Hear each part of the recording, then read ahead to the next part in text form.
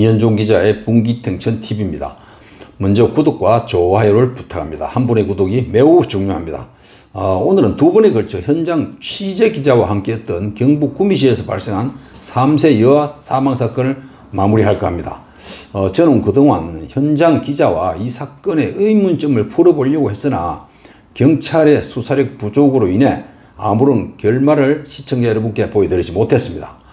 이번 일을 보고 경찰 수사권 독립은 시기상조라는 생각까지 들었습니다. 이 사건은 유전자 검사 결과 죽은 아이인 보람이 친모가 된 48살 성모 씨의 기소 만기일이 4월 5일입니다. 오늘이 4월 3일 토요일, 내일이 일요일인 관계로 더 이상 시간이 없어서 이대로 묻혀버릴 확률이 점점 더 높아졌습니다. 또 4월 9일부터는 이 사건과 관련해서 딸 김씨의 재판이 시작됩니다. 따라서 이제 검경이 수사를 더 이상 계속할 시간도 없어 마무리를 할 수밖에 없는 지경입니다. 그래서 저는 이제 시청자 여러분이 더 이상 궁금증을 갖지 않도록 총정리를 할까 합니다. 먼저 결론을 내리고 경과를 이야기하겠습니다. 이 사건을 두고 모든 언론에서 온갖 억측성 기사를 생산했지만 결과는 지금까지 나왔던 사실과 달라진 것이 거의 없습니다. 지금까지 보도된 대부분의 기사는 또 추측성이 대부분이었습니다. 특히 각 방송에서 시사평론가까지 동원한 해설성 기사는 그 도를 더한 그야말로 소설 수준이었습니다. 그 평론가들은 현장에 한번 가보지도 않고 수사 경찰을 한번 대하지도 않고 마치 현장에 있었던 것처럼 말했습니다. 대부분 오히려 국민 호기심만 자극한 추측성이었습니다. 특히 TV 더 심합니다. 이는 지상파, 종편 구분할 것 없이 똑같은 행태를 보였습니다. 따라서 저는 모든 매체가 확인되지 않은 창작으로 국민들을 오도하지 말 것을 개인적으로 당부합니다. 이에 저는 엉터리 소설이 아닌 드러난 사실만 정리하겠습니다. 그럼 그간의 경위와 제가 현장에서 파악한 진실을 말씀드리겠습니다. 이 사건은 지난 2월 10일 현곡동 모 빌라에서 3세 여아가 반미라 상태의 죽음으로 발견된 것이 시초였습니다. 이에 따라 아이를 혼자 두고 몇 달간 집을 비운 아이 엄마가 구속됐습니다. 그런데 그 집 아래층에는 죽은 아이 보람이의 외주 조부모가 살고 있었지만 아이가 혼자 있다가 굶어 죽은 것도 몰랐다는 겁니다. 이에 엄마 김씨와 외할머니 석씨의 유전자 검사를 했는데 할머니 석씨가 엄마인 것으로 검사 결과가 드러났습니다. 이에 경찰은 친모로 드러난 석씨를 추가 구속해서 지난 3월 17일 검찰에 송치했습니다. 그러나 석씨는 처음부터 일관되게 자신은 아이를 낳은 사실이 없다고 주장했습니다. 경찰이 석씨를 구속한 이유는 석씨가 아이를 낳아서 이를 숨기기 위해 딸 김씨가 낳은 아이와 바꿔치기해서 죽게 했다는 겁니다. 즉 자신의 아이는 딸 김씨가 양육하게 하고 딸 김씨가 낳은 아이는 몰래 빼돌려 유기했다는 겁니다. 그러나 구속된 석씨는 유전자 검사 결과가 어떻게 나왔든지 간에 자신은 절대 아이를 출산하지 않았다고 지금도 강력히 주장하고 있습니다. 그럼 경찰의 주장에 대한 허점과 그간의 과정을 짚어보겠습니다. 경찰은 사망한 보람이 친부 확인에 들어갔습니다. 그래서 100명 이상의 남자에 대해 유전자 검사를 했다고 했습니다. 그러나 결과는 아무것도 없었습니다. 단지 석씨를 비롯한 많은 사람들에게 큰 상처만 남겼습니다. 이는 경찰의 큰 실수였습니다. 심지어는 택배 기사까지 유전자 검사를 받았다고 알려졌습니다. 이에 국민들은 이들이 모두 석씨와 무슨 관계를 가진 것으로 오인할 수밖에 없었습니다. 나아가서 국민들은 석씨가 연락하는 남성이 이 정도라면 연락을 안 하는 사람까지 포함한다면 얼마나 많은 남자가 있을까 하는 의문을 갖도록 했습니다. 따라서 이 석씨가 남자 관계가 상상할 수 없이 문란한 것으로 착각했습니다. 그러나 이것은 일반이 생각하는 그런 것이 아니었습니다. 단지 석씨 휴대폰에 명단이 들어있었다는 이유로 나이 든 남성들을 모두 검사받도록 했습니다. 이 문제로 경찰은 사건에 대해서 함구하기 시작했습니다.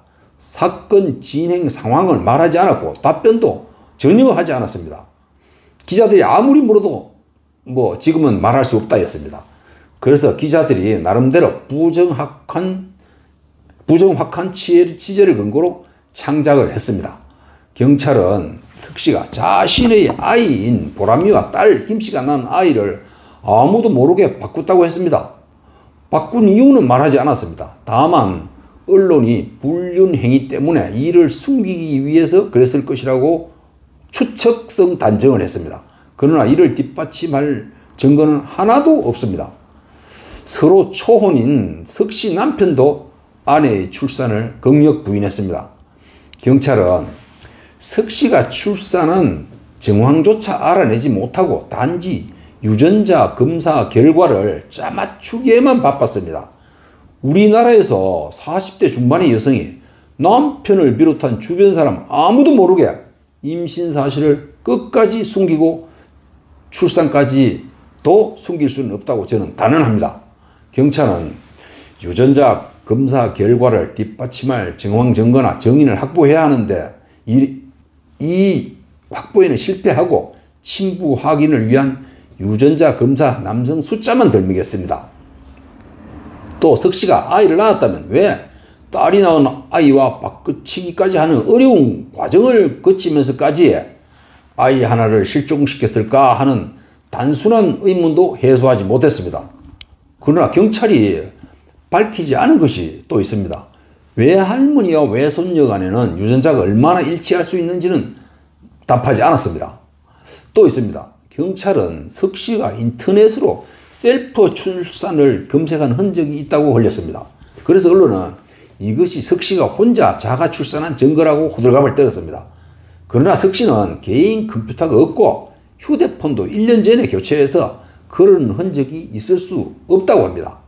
석씨가 근무하는 회사 컴퓨터에서 발견했다는 설도 있습니다. 그러나 석씨는 관리직이 아닌 제조업체 현장 근로자로 자신의 컴퓨터가 없습니다. 이것도 경찰이 잘못 흘리는 바람에 혼란만 더했습니다. 또 경찰은 석씨 딸 김씨가 출산을 위해서 입원했던 산부인과에서 보람이 인식표가 분리된 사진을 찾았다고 걸렸습니다. 이를 두고 언론은 또 석씨가 딸 김씨가 낳은 아이가 산부인과에서 체혈을 하기 전에 바로 바꿔치기 한 증거라고 떠벌렸습니다. 즉 보람이 혈액형이 김씨와 당시 남편 사이에서는 나올 수 없는 혈액형이었다는 것이 그 주장이었습니다. 대부분의 언론은 이를 두고 구미 경찰서가 공식으로 발표한 내용이라고 보도하기까지 했습니다. 그러나 이것도 언론의 자의적 해석이었습니다. 경찰은 체혈 전 바꿔치기라는 말을 한 적이 없습니다. 그러나 여기에는 허점이 너무 많습니다. 석씨와 딸 김씨가 출산한 시점이 거의 같아야 하는데 이에 대한 설명이 아무도 없습니다. 영아는 며칠만 출생한 지 차이가 나도 성장 정도가 확연히 다릅니다. 석씨 출산 사실도 확인이 안 되는데 출산 시점을 어떻게 합니까?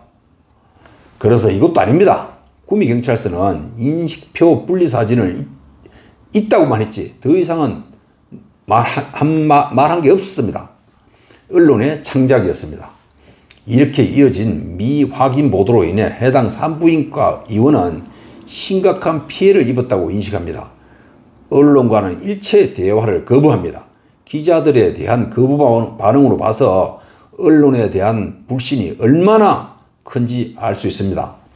보람이 혈액형이 김씨 부부와 다른 이유는 알 수 없지만 김씨의 또 다른 남자 관계에 의한 것인지 여부도 단언할 수 없습니다. 그 이유를 김씨 자신도 모를 수 있었다는 것은 간과했습니다. 저는 이미 구속된 석씨와 그의 딸 김씨를 옹호할 생각은 추호도 없습니다. 자신이 진실이 어디에 있든지 그들은 그 천진한 보람이를 굶어 죽게 한 천하의 몹쓸 짓을 했습니다. 아이 양육에 자신이 없으면 사회단체 등에 의탁하면 됩니다. 또 석씨 부부는 말이 빌라지 아래 위층 방음이 아파트보다도 훨씬 못한 다세대 주택에 살았습니다. 그 위층에서 굶어 죽어가는 보람이의 애절한 울음소리를 못 들었다고 몰랐다고 했습니다. 말이 됩니까? 이런 말도 안 되는 변명에 소름이 끼칩니다. 또 아래 위층에 살면서 서로 부녀 간에 모녀 간에 왕래가 전혀 없었다는 허위 수작을 부렸습니다. 아니 몇 년씩 왕래가 없는 부녀 모녀 사이라면 왜 굳이 같은 집에 삽니까? 그러나 아닌 것은 아닙니다. 보람이 부모가 누구인지는 과학이 증명했습니다. 그러나 그 과학을 뒷받침하는 정황 증거는 하나도 없습니다. 그럼 결론을 제가 내리겠습니다. 경찰 주장대로 석 씨가 아이를 낳아서 딸이 낳은 아이와 바꿔서 아이 하나를 유기했다면 그 아이는 이미 사망했을 확률이 높습니다. 설사 살아있다고 해도 지금까지 어느 고아원 같은 곳에서도 제보가 없었다는 점을 감안한다면 영원히 누구인지 밝혀내지 못할 것 같습니다. 그러나 분명한 것은 세상 모든 사람을 속이면서까지 아이를 출산할 수는 없다는 점도 짚어봐야 합니다. 출산을 했다면 누군가는 알았을 겁니다. 그렇다면 이렇게까지 국민적 공분을 불러일으키는 사건에 제보가 들어오지 않을 수 없습니다. 이제 이들 모녀는 재판을 시작합니다. 솔로몬 왕의 지혜를 가진 판사가 있다고 해도 이 모녀가 현재 주장을 굽히지 않는 한 국민을 속 시원하게 하는 판결은 기대하기 어려울 것이라고 봅니다. 그래서 이 사건은 미제로 분류될 것이라고 확신합니다. 마지막으로 하나 더 덧붙일 것은 석 씨와 딸 김 씨는 전과 같은 것은 없는 것으로 알려졌습니다. 경찰서나 교도소에 한 번도 가지 않았던 여성이 20일 이상 계속된 경찰의 강도 높은 수사에 있었던 사실을 끝까지 부인하기는 상식적으로 어렵습니다. 사람이 구속되면 불려 나올 때마다 수갑을 채우고 거기에 포성줄까지 묶습니다. 그런 자세로 매일처럼 불려 나와서 조사받는다는 것은 생각보다 큰 고통입니다. 이를 연약한 여성이 과연 DNA 검사 결과까지 거짓말로 버텨낼 수 있을까요? 그것도 부녀 간에 서로 정보 교환이 안 되는 고립된 상태임에도 똑같이 부인하고 있습니다. 저는 그렇게 거짓으로 버티는 것이 참으로 어려운 일이라고 생각합니다. 감사합니다.